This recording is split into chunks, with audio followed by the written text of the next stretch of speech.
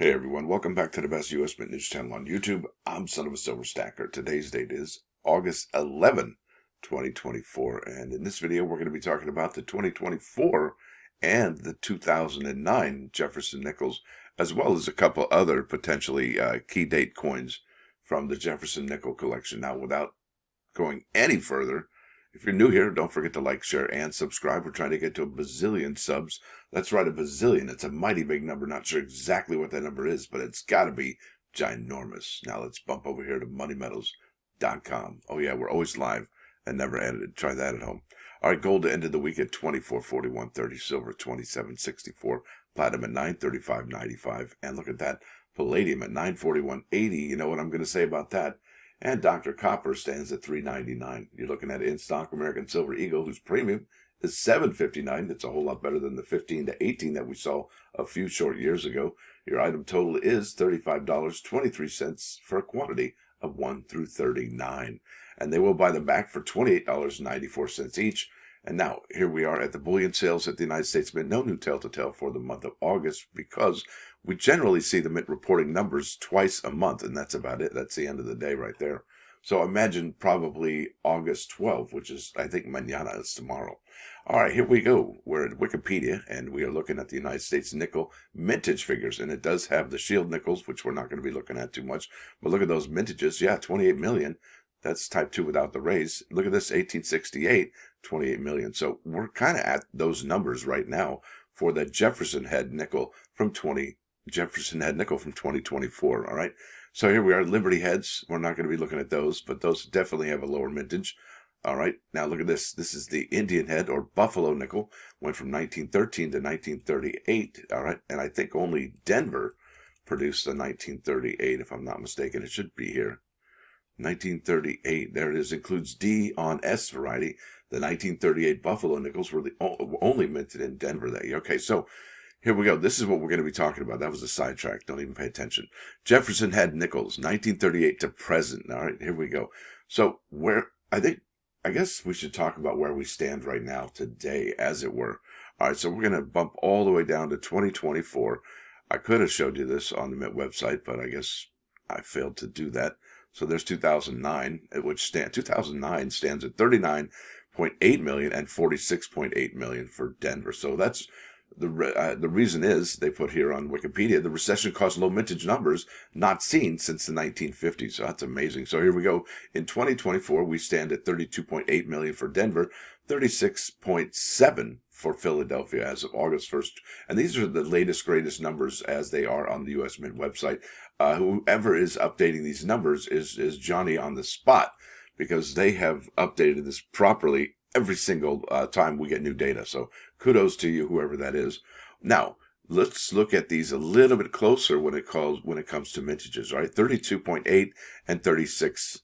Let's just call 32 33, all right? And let's call 36 7, all right? Let's just call it 36 and a half. So 33 and 36 and a half.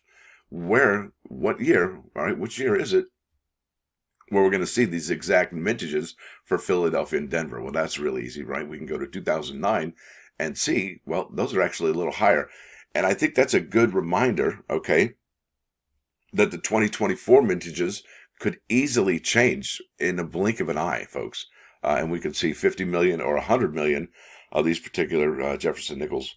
But as it stands, we're at 32 and 36 and a half, right? That's not a lot.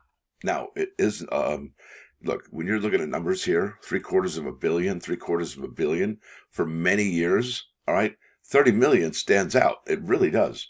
Now, if you're an old timer, your perspective might be a little different than people who are 25, 30 years old, because, well, you may have seen coins that are way, way, way lower mintage than what we're talking about at 30, 35, 40 million, okay? So, but to get back to those numbers, yeah, you'd have to go back to the 1950s, folks. So that's pre-civil rights era coinage in the 1950s. And look at this. I had to stop here and say this. Mint marks were suspended until 1968 to discourage coin collecting. That was from 1965, 66, and 67. What does that say about the Mint, how they felt about the people who coin collected back in the day, right? Yeah, great relationships working that out. All right, here we go. We're in the 50s now. We're in 1956, and we see 35 million from Philadelphia. Then 57, we see just under 40 million. And then 1958, which is tremendous. And what's interesting here, doesn't say anything about a key date, but that's 17 million, all right, from Philadelphia. And they doubled it up almost there, 28 million for the Philadelphia strike in 1959. And then they went gonzo again. But check this out. This one's really low. Look at that. Philadelphia from 1955, 8 million. That's a remarkably low number. But look at this, 2 million from 1950. So that clearly is a key date coin that any coin collector would probably want to have in their collection. Only 2.6 million of those 1950 Denver Jefferson Nickels. So, and I would imagine the 1950 Philadelphia is hard to get as well. So that's what the mintage is for those post-war composition. Those are 75% copper, 25% nickel. These are the wartime composition. You got 35% silver, and you can always tell those because, well, they look, well, not amazing, and they have the mint mark right above the building Monticello on the reverse. Can be told apart from the non-silver nickels since these have a mint mark above Monticello. There you go. Yeah, I just could have read that. Now let's keep on keeping on in this story that we're telling here today. And bam. All right. So here we find ourselves at eBay. We're looking at the 2009 Jefferson Nickel in a mid state. That means it's been graded to me and you. Okay. And so I'm bringing this up because I think it's kind of a reminder or a heads up or a warning not to get caught up in the FOMO. All right. Of the Jefferson Nickels mintages. All right. Now, I don't think we're going to see a whole lot this year. I think it's going to be pretty low. We're going to remain at this point where the mintages, I think we're almost at the high watermark for those Jefferson Nickels.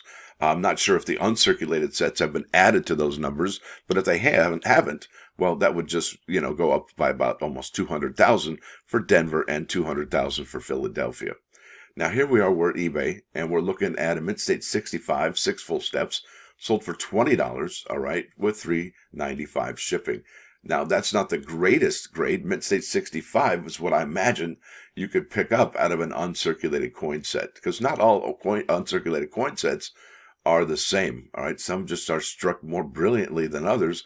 What I do miss is the quarters, the uncirculated quarter sets. Those were immaculate. Those are really amazing. Now, let's keep on keeping on. Now, here you go.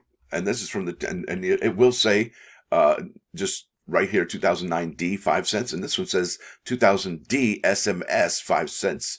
So that one, I believe, has the that altered finish where I don't want to say they sandblasted them, but there was a different finish. Yeah, not a fan of that SMS set. I like the regular circulating ones. Look at this, sold for $49. SMS, MS68, 6 full steps for $55. So what is the high dollar mark? Look at that. That's a P from Philadelphia. That's Philadelphia strike. Mint-State 67, 6 full steps, sold for almost $4.50. What's up with that, right? So $13. Like I said, these have a low mintage, folks, and I wouldn't say get caught up too much in the hype of these just yet, because we still haven't seen the uncirculated sets, and I think a lot of people are going to get those graded. Now, we're still at eBay here, and we're looking at the 2024 Jefferson Nickel Mint-State, and last time we did this, there was actually one. Okay, there was one Jefferson Nickel, I think it was from Philadelphia, and it was for $59.99. I think it's the one we're looking at here. But look at this, seller, brilliant. I got to give the kudos as much as I can, props to this seller for having the vision to get all these. They probably bought a roll and submitted a good portion, maybe 2 rolls. Look at that. I mean, that's not bad, right? Look at that, 59. Pretty steady, I would think. Look at that, all summer long. It's remarkable. Some people just are visionaries, right? They can see the writing on the wall and take advantage of it while they can. So there's no other Mint-State Jefferson Nickels from 2024, as you can see. However, I do think by the time we see the uncirculated coin set drop, August 29, that's the end of this month, folks. And that's going to be 2 weeks, I believe, from this Thursday. That's right, the 15th is this Thursday. And then 2 weeks from them is going to be August 29th, 2024. And that's where you will find the Jefferson Nickel right there. And that's the Denver minted one right there in the red. Red for Denver, blue for Philly, right? That's easy to remember. And what's interesting about this, I would imagine that, look, subscribing at free shipping is still available. However, when that Thursday comes, the United States Mint's going to change the information that you see here, and they're going to bring it to the uncirculated coin set from 2025. And what that means is that, well, that set should be a key date set, because it's the last year as we know it for the Kennedy half dollar, for the Jefferson Nickel, the Roosevelt dime, all of them. It's going to be changing to the 2026 semi-quincentennial, and I think that might be a semi-key date set, uncirculated set as well.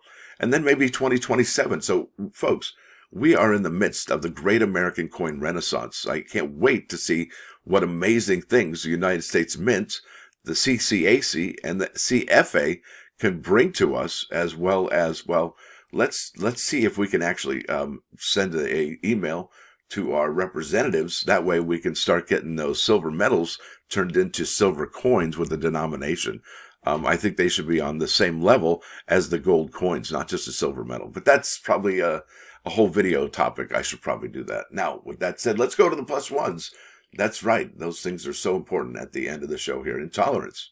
No one is as deaf as the person who will not listen. You ever tried to come across somebody who's just stubborn as a mule? Yeah, sure you have. That's part about human nature that, well, that makes us human.